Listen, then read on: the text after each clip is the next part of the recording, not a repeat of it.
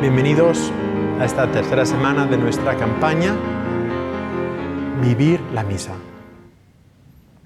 No ir a misa, no oír la misa, sino vivir la misa.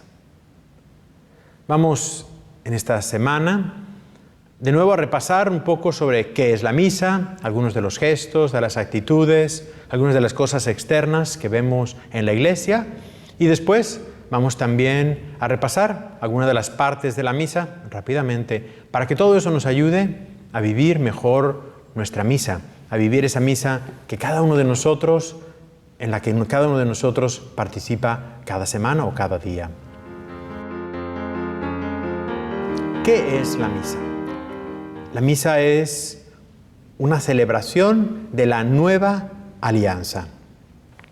El pueblo judío celebraba la Pascua como un recuerdo de la alianza. La misa es celebrar la nueva alianza. Alianza es una entrega de amor. Así como los esposos se entregan el uno al otro en un amor para siempre y lo simbolizan con ese anillo. Así también es la misa, es una celebración del amor, de ese amor eterno entre Dios y el hombre, entre Dios y yo. Y por lo tanto la misa es esa celebración de esa nueva alianza, la alianza nueva en Jesucristo. Jesús es como ese anillo, vamos a decir así, ese símbolo de esa nueva alianza entre Dios y el hombre. Pero no solo es una nueva alianza, es también un banquete de la Pascua eterna. Jesús dijo que el que come mi carne y bebe mi sangre tiene vida eterna, y yo lo resucitaré el último día. Por lo tanto, la misa, cada misa, es un banquete pascual y es como un anticipo del cielo, de las cosas eternas. Es como un pedacito de ese cielo que está bajado en la tierra. Es como ese maná celestial que está presente en el altar. A lo largo de la misa hay muchas referencias a ese banquete celestial al que somos invitados. Y nuestro banquete de la misa es un símbolo de ese banquete celestial en el que un día todos participaremos y que no tiene fin. Vamos ahora a ir descubriendo más sobre la misa. Hemos hablado de la iglesia, hemos hablado de la asamblea, hemos hablado de los participantes. Vamos a hablar ahora de otro de los participantes.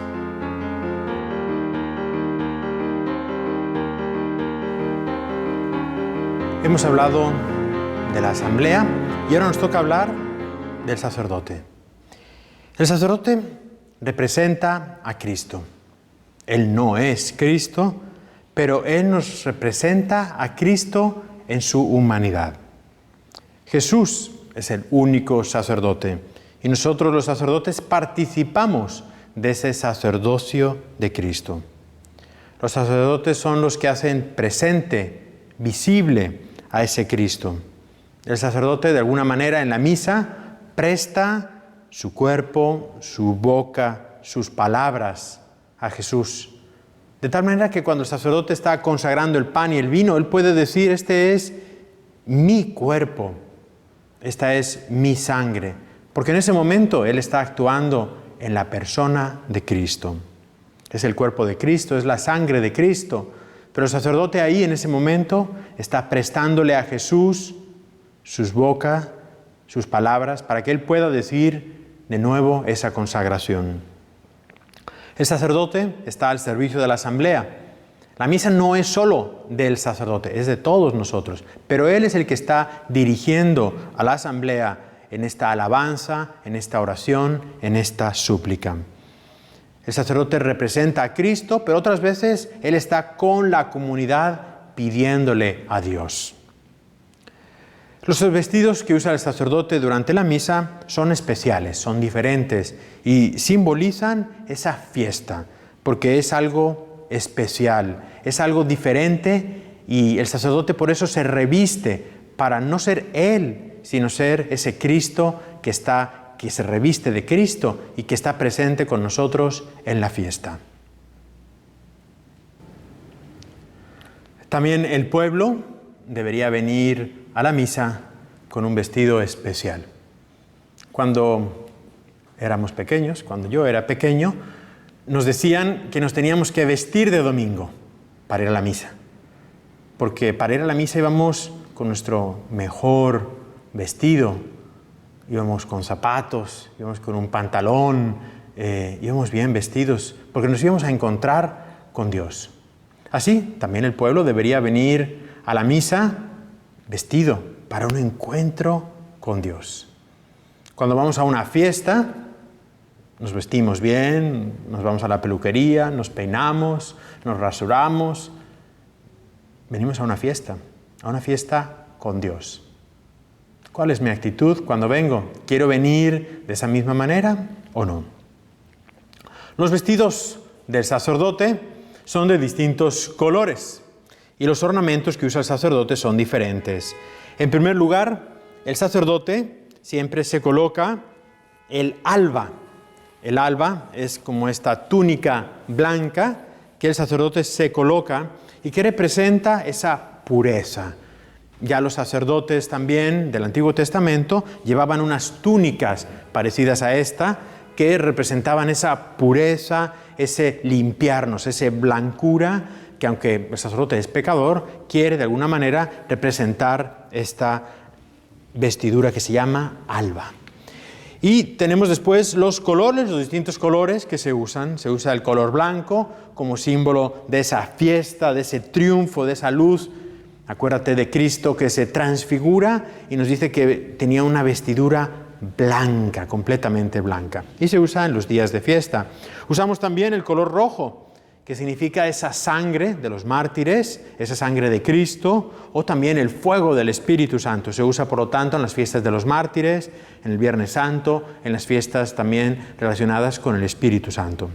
También tenemos el color morado, que es un color de penitencia que se usa en el tiempo de Cuaresma y en el tiempo de Adviento. También se usa en las misas de difuntos. Es un color como más triste, ¿sí? Pero a la vez es un color también donde se da esa paz, esa serenidad. Es un color, por tanto, que usamos solamente en los días de penitencia o en las preparaciones para las fiestas. Y por último, el verde. El color verde es el color ordinario que llamamos. Se usa para los días normales y es un símbolo de esa esperanza, de esa vida. Es un color, el color verde, que nos muestra la esperanza a la que nosotros estamos llamados para vivir esas celebraciones especiales en las que el sacerdote se colocará la vestidura blanca o dorada. Todo esto nos debe ayudar porque, como hemos dicho, el ver, el vivir, debe ser todo uno. Cuando yo veo que el sacerdote viene vestido de una manera, me tiene que ayudar a entender que algo está sucediendo. Si el sacerdote está vestido de color rojo, me tiene que ayudar a entrar, ¿por qué está de rojo? ¿Qué es lo que estamos hoy celebrando? ¿Cuál es ese mártir o esa fiesta que hoy estamos celebrando? O dependiendo de cada uno de los colores. Todo eso me tiene que ayudar a vivir mejor la misa, que eso es lo que estamos queriendo hacer en estos días. Estamos queriendo aprender a vivir mejor la misa.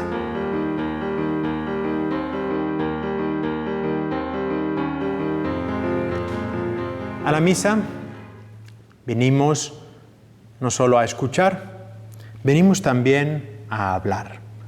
Una de las acciones que hacemos en la misa es hablar.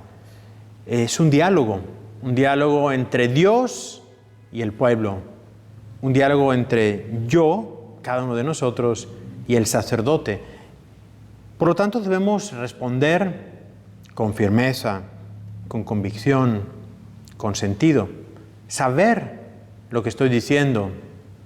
Es cierto que sabemos las respuestas de memoria, pero muchas veces nos puede pasar que simplemente repetimos sin saber lo que estamos diciendo. No sé si alguna vez te ha sucedido el ir a una misa donde estás tú solo, el sacerdote y tú. Y ahí muchas veces no te acuerdas de las respuestas. ¿Por qué? Porque no las estás viviendo. Y entonces cuando estás tú solito, como que no te acuerdas de lo que tienes que decir. Bien, esa experiencia que has podido tener quizás nos dice que no vivimos la misa, que somos como parte de un rebaño donde uno dice ve y todos responden ve, pero no sabemos realmente lo que estamos haciendo durante la misa, no sabemos lo que estamos respondiendo, lo que estamos hablando con el Señor. No solo hablamos, no solo escuchamos, sino también en la misa cantamos. Es una manera de orar. Recuerda que San Agustín decía que el que canta ora 2 veces. Todos debemos cantar. Todos tenemos los libros de canto, la mayoría de los cantos todos los sabemos, porque la misa no es un concierto. Los cantos son cantos para que el pueblo se una en esa oración. Ahora, aquí tenemos que distinguir, hay algunas partes de la misa que se pueden cantar. Hemos hablado ya, por ejemplo, del Gloria, que se puede cantar, o el Padre Nuestro, que se puede cantar, o el Amén, que más adelante hablaremos, también se puede cantar. Son partes de la misa y ahí tenemos que decir esa parte de la misa con el mismo texto de la misa y todos podemos y debemos estar diciendo esa parte de la misa. Hay otros cantos en la misa donde el coro puede hacer un canto. Por ejemplo, después de la comunión tenemos un canto de meditación, un canto que el coro canta y que me ayuda a mí en ese momento íntimo de oración. Por lo tanto, todos podemos participar, pero a veces son cantos donde yo estoy llamado a participar porque es parte de la misa y otras veces es solamente un modo que me ayuda para entrar en esa vivencia de la misa. Otra de las posturas que tenemos en la misa es el sentarnos. El sentarnos es una postura de respeto para escuchar, por ejemplo, la palabra de Dios. Cuando nos sentamos a escuchar la palabra de Dios. O también después de la comunión nos sentamos para dar gracias a Dios. Es un momento íntimo, es un momento personal donde escucho la palabra de Dios o escucho lo que Dios me está queriendo decir a mí. También estamos sentados en la misa en el momento de la preparación de las ofrendas. Mientras está el sacerdote preparando el altar, también estamos sentados. Pero es lo que menos, es solamente durante las lecturas, después de la comunión y en ese momento de la preparación del altar. ¿Por qué? Porque normalmente en la misa vamos a estar o de pie, en señal de ese respeto, o vamos a estar de rodillas en ese momento de adoración. Vamos ahora a continuar conociendo más sobre esa vivencia de la misa, repasando las distintas partes de la misa. Hemos hablado ya de los ritos introductorios, en la semana pasada hemos hablado de la liturgia de la palabra. Vamos a entrar ahora a la liturgia de la Eucaristía.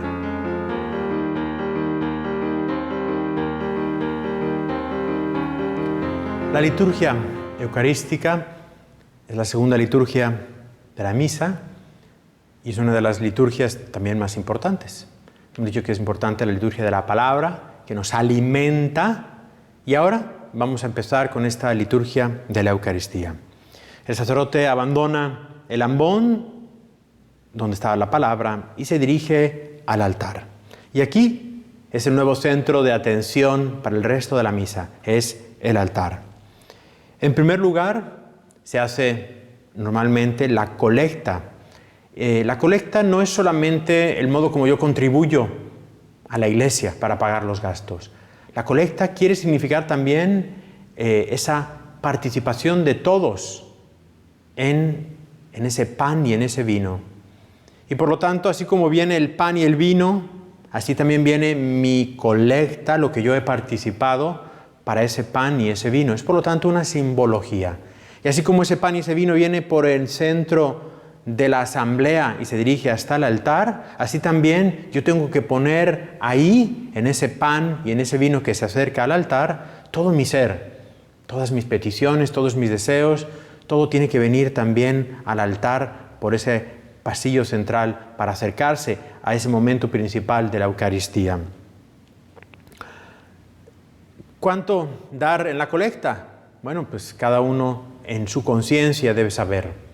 Es el momento en el que yo le estoy dando a Dios lo que Él me ha prestado, como decimos aquí en la iglesia. El Señor que te ha dado y que tú le das a cambio algo de eso que Él te ha dado a ti. cada uno en conciencia de saber, pero debe ser una entrega consciente. No se trata de meter la mano en el bolsillo y dar algo sin saber, no, tiene que ser algo consciente, algo que de verdad, de corazón, yo le estoy dando a Dios, de tantas cosas que Él me ha dado. Y así se hace esa procesión del pan, del vino, de las ofrendas, y esa única ofrenda que es Cristo viene representada en ese pan y en ese vino. Y se prepara así, se prepara el altar, vamos a hacerlo aquí para que recordemos. Tenemos primero el corporal, este pedazo de tela que el sacerdote va a colocar en el lugar donde él va a consagrar. Aquí en este pedacito, en este cuadrado, es donde va a suceder esa consagración. Y ponemos esta tela como para cuidar lo que va a suceder aquí dentro de este lugar. Después, el sacerdote tiene algo que se llama la palia, que es para tapar el cáliz, y tiene la patena, donde está el pan que va a ser consagrado. Además de esta, claro, en las misas comunitarias también está el copón, donde tenemos todas las hostias de ese pan que se va a consagrar. Después tenemos el cáliz que está normalmente hecho de metal, de un metal precioso, ¿verdad? Y tenemos también el corporal que va a usarse para limpiar el cáliz, que normalmente el sacerdote lo coloca aquí. Como parte de la preparación de las ofrendas, el sacerdote va a poner el vino en el cáliz, y después de eso, si te has fijado, también el sacerdote o el diácono que prepara el cáliz va a poner una gotita de agua. ¿Te has preguntado alguna vez el por qué? Si te has fijado, has mirado que eso sucede. Bien, no es porque el vino es muy fuerte y el padre tiene que poner un poco de agua para que no se vaya a marear. No, no es por eso. En realidad, en ese momento, el sacerdote o el diácono también va a decir una oración secreta, pero yo te voy a decir cuál es esa oración para que no sea secreto para ti. En ese momento, el sacerdote, al poner el agua, va a decir que así como ese agua participa en este vino, así también queremos que nuestra vida participe en Cristo. Es decir, es como nosotros, nuestra humanidad, nosotros, estar uniéndonos a este cáliz.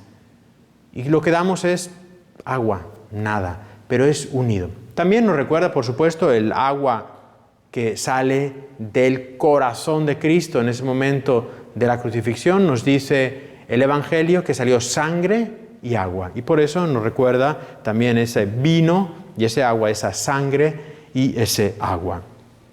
Esa es la preparación que se hace del altar. También, después de esto, el sacerdote va al lado y ahí el sacerdote se va a lavar las manos. No es solamente un gesto higiénico.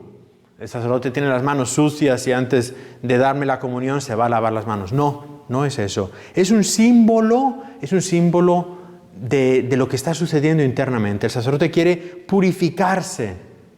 El sacerdote se da cuenta de que él es pecador y quiere purificarse. Y por eso se lava las manos. Y también ahí, mientras se lava las manos, el sacerdote dice otra oración secreta, que también te la voy a decir a ti para que tú la sepas. Dice el sacerdote: lávame, Señor, de mi pecado y límpiame de toda culpa. Esto ha sido la preparación del altar. Ya tenemos, por lo tanto, en el altar la ofrenda que se va a hacer, que es la única ofrenda, que es Cristo, pero que nosotros vamos a unirnos a esa ofrenda también con este pan y con este cáliz lleno del vino y un poquito de agua. Así ya estamos listos para participar en esta plegaria eucarística. Vamos a ver ahora lo que significa. La plegaria eucarística se divide en 6 partes. Vamos a repasarlas una a una, pero vamos a decir ahora los nombres de esas 6 partes de la plegaria eucarística, de la oración eucarística, que es la parte central de la misa. La primera parte se llama prefacio, la segunda parte se llama epíclesis, después vamos a explicar qué es. La tercera parte se llama el relato de la institución de la Eucaristía. La cuarta parte se llama anamnesis o memoria. La quinta parte es la oración de intercesión y la última, la sexta parte, es la alabanza final y el gran amén. Vamos a ir repasando cada una de esas partes de la plegaria eucarística.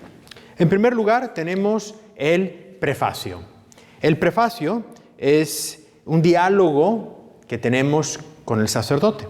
Cuando el sacerdote dice: el Señor esté con ustedes, levantemos el corazón, demos gracias al Señor nuestro Dios. Y el pueblo va respondiendo: y con tu espíritu, lo tenemos levantado hacia el Señor.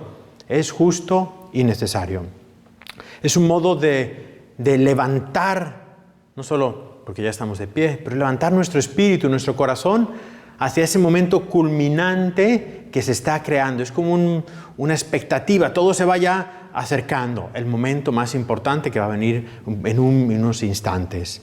El sacerdote, después de ese diálogo, el sacerdote ora diciendo por qué es justo y necesario. Y normalmente en ese prefacio viene como una explicación de uno de los misterios de la vida de Cristo. En cualquiera de los muchos distintos prefacios, porque hay muchos dependiendo de la fiesta, dependiendo del día, nos explica cada una de las cosas. Uno cualquiera. Vamos a leer, por ejemplo, este. Dice: en verdad es justo y necesario darte gracias, etc., porque creaste el universo con todo cuanto contiene.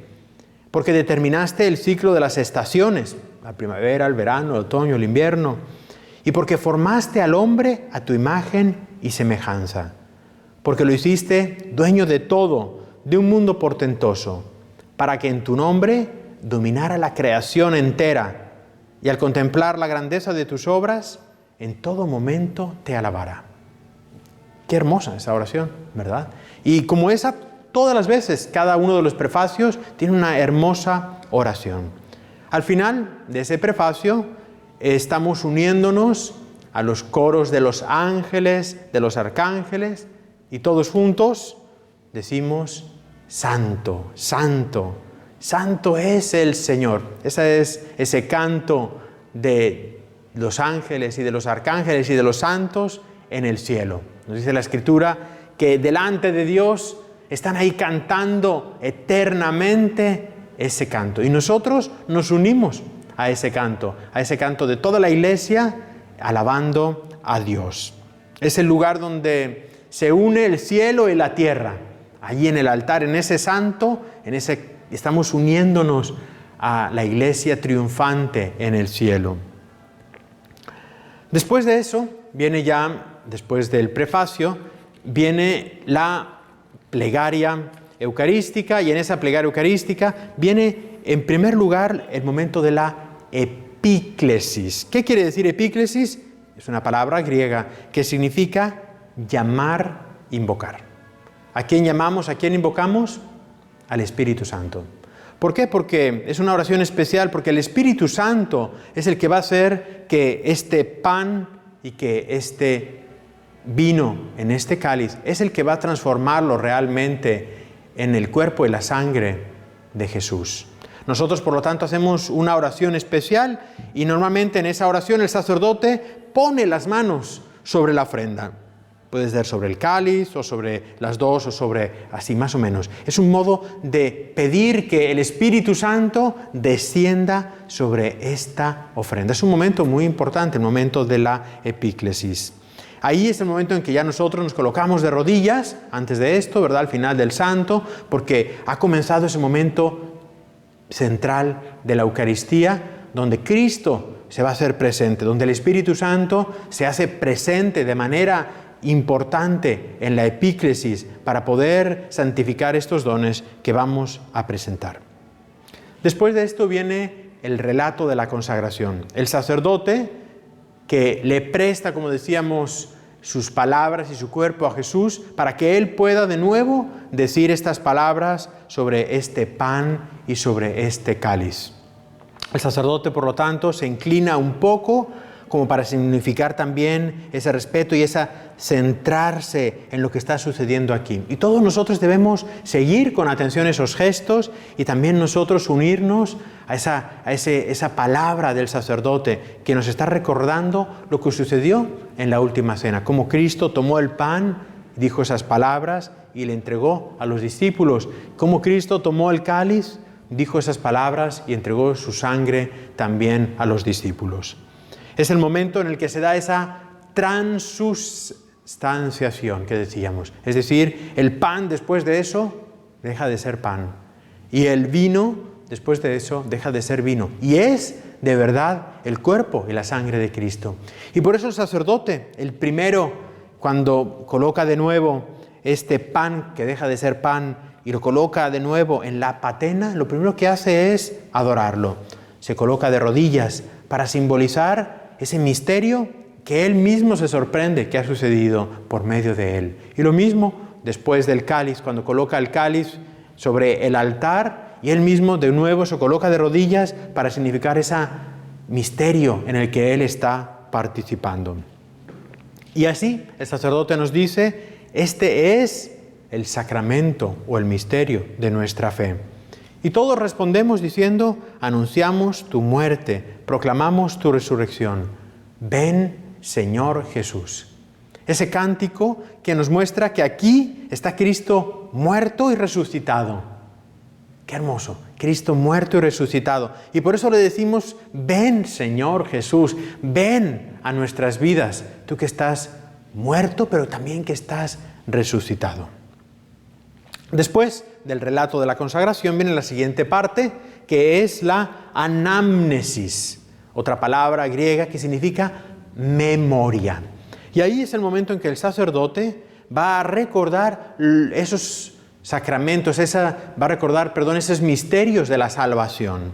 Y así el sacerdote va a recordar esa muerte, esa resurrección, ese Espíritu Santo que nos une a todos en la unidad de este sacramento. Es un momento para unirnos también nosotros, recordar la muerte, recordar la resurrección, recordar esa única ofrenda que es la ofrenda de Jesús al Padre. Se hace la ofrenda a Dios Padre del cuerpo y de la sangre. La hace no solo el sacerdote, la hacemos todos nosotros. Hay una invocación al Espíritu Santo para que Él nos una a todos. Para que no seamos cada uno de nosotros diferentes, sino que nos unamos en este cuerpo y en esta sangre. También nos recuerda que la Eucaristía debe ser esa unión de todo el pueblo de Dios. Nos unimos en el único pan y en el único cáliz, que es el cuerpo y la sangre de Jesús. También hay en este momento, después, en esta anamnesis, en este recuerdo, unas oraciones de intercesión. Pedimos por la Iglesia, por el Papa, por nuestro obispo, pedimos por los difuntos, por aquellos que han ofrecido la misa.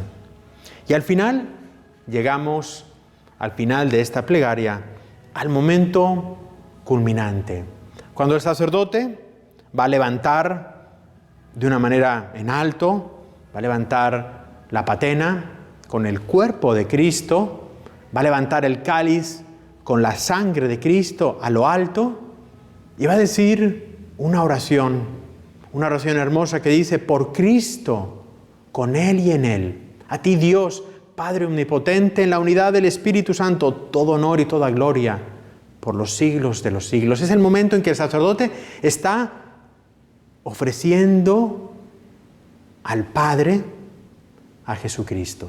Así como Cristo se ofreció en la cruz al Padre, aquí de nuevo estamos ofreciendo a Cristo al Padre.